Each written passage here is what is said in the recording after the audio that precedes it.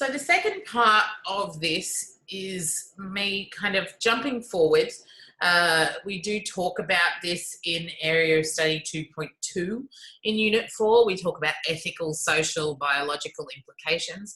But because we've just mentioned this and the insulin is fresh in your minds, I like to go through what are some of the ethical implications of using GM insulin versus traditional porcine or bovine insulin, so animal extracted insulin. So let's have a look here at the ethics of GMOs just in the context of insulin. So what I would like you to do is to stop and think. Yes, don't just rush ahead to get my answers on this, but I really want you to think, what are some of the advantages? What are some of the disadvantages? What are the differences in the processes here? Who might be affected by this? Who might care? Because ethics is all about thinking, does this meet my own personal standards, or does this meet the standards of society? What should we do here? What is the right thing to do? Now, it's never black and white, and so long as you can justify yourself, it doesn't matter which perspective you take. But I do want you to pause, so pause now. Hopefully you did that.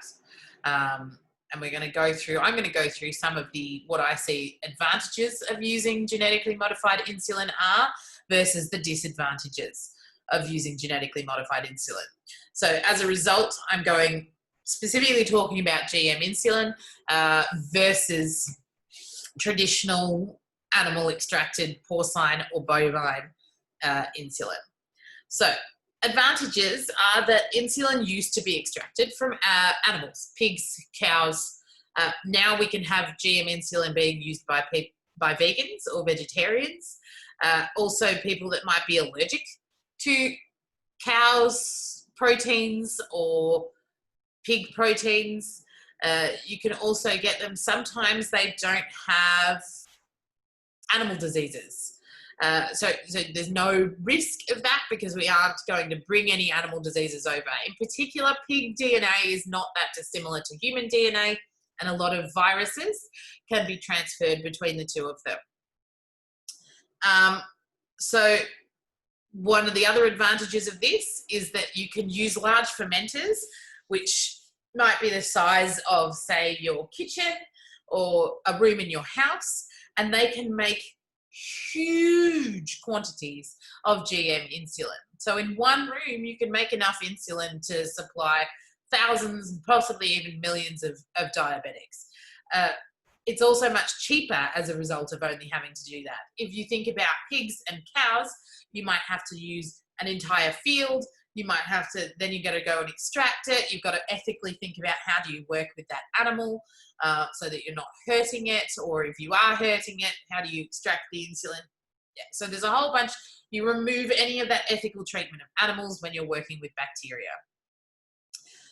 Disadvantages of GM insulin is sometimes you can get people with allergies. You also have people that have an aversion to using genetically modified products because they don't agree with it.